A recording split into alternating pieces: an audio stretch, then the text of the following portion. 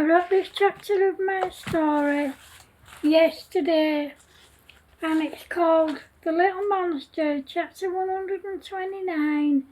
The school gets a new headmistress and the gang play truant. The kids are at school in assembly when Mrs. Tinker makes an announcement. Guys, I have an announcement to make, so please listen. I'll be leaving this school at the end of the summer term to live and work in Australia. On the first day back after the summer holidays in September, there will be a new headmistress who's called Mrs. Coconut. Now, she's pretty strict, guys, so I expect all of you to be on your best behaviour and to do as she says. I also expect you all to welcome her with open arms. Now you may all go to your lessons. During the last few weeks of term, each class came together excuse me, to give Mrs. Tinker a send-off she'll never forget. On the last day of the school year, each class presented Mrs. Tinker with a special gift, and the whole school, staff including, gave her a round of applause. Then Mrs. Tinker thanked everyone and then sent them to their classes. That day was the last day of the summer term, so there was no lessons. However, everyone was really sad that Mrs. Tinker was leaving, especially the little monsters. They recorded themselves singing loads of songs and transferred them onto a CD. They also made a DVD of them performing and one of them playing constant pranks on people. Then on the last day of the summer term, they went to her office and gave them to her, followed by a tearful farewell hug. Mrs. Tinker gave each of them a £50 shopping voucher and their address in Australia and promised to keep in touch. That day when the gang went home, they felt quite sad that they weren't going to see Mrs. Tinker ever again. During the summer holidays, the gang were looking forward to meeting their new headmistress. However, on the first day of the new school year, everyone was in the assembly hall when the new headmistress introduced herself, saying, "Hi, my name's Mrs. Coconut and I'm your new headmistress. You may have had it easy with Mrs. Tinker, but trust me, you will not have it easy with me. I won't stand for any nonsense from any of you. If you give me any nonsense, you'll be punished. I have set out some new rules of which are as follows. The first rule is, no one is to leave the school from the minute you arrive on a morning until home time.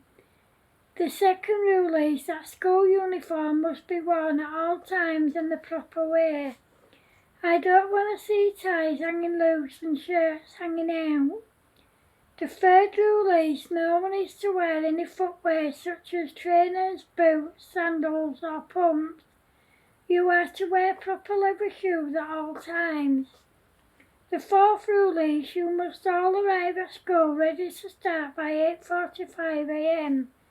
Anyone who arrives late will be punished.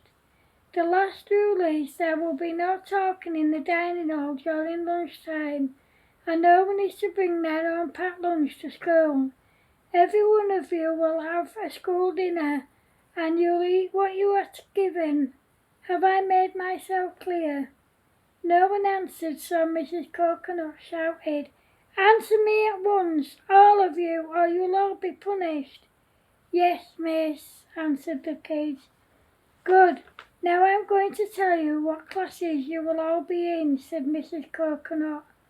When she read out the classes they were all in, she separated the little monsters into different classes. Kicker put her hand up when Mrs. Coconut asked her what she wanted, she said, "Miss, me and my friends have been together in the same class since the first day of nursery, so why have we been separated?" "What's your name and the names of your friends?" asked Mrs. Coconut. My name's Kicker and my friends are Stampy, Stumpy, Grumpy, Bumpy and Creeper, answered Kicker. You'll not be in the same class again ever whilst I'm head of this school. You'll be in the classes I've put you in, said Mrs. Coconut. No, we won't, miss. We want to be together like we've always been, said Kicker. Are you being insolent and disobedient, child? asked Mrs. Coconut. No, I'm not, miss, but we won't be separated. We want to be together like we've always been, miss, answered Kicker. Come down here at once, girl. Kicker did as she was told, and when she got to the front of the assembly hall, Mrs. Coconut said, I will not stand for disobedience or insolence. Now you are to be punished. Then she grabbed Kicker and started hitting her over and over again with the cane. Then she said, that's what happens to insolent and disobedient kids. Now join your class at once, girl. Instead of joining the rest of her class, Kicker ran out of the assembly hall crying, so the rest of the gang ran after her. When they caught up with her in between tears, she said, I'm never going back there, ever. I didn't do anything wrong, so why did she hit me? If you're not going back, I'm not either, said Creeper. She's horrible and I'm not going back either, said Stumpy. Yeah, I agree, she is horrible and I'm not going back either, said Bumpy. I can't believe that she did that to you, Kicker. She really is horrible. Oh, and I'm not going back either, said Grumpy. Yes, same here. If we tell our parents, they won't believe us. Let's go home and get our bikes, skateboards and pocket money and go to the Ride House skate park, said Stampy. They all did what Stampy suggested, and every day after that for over a week,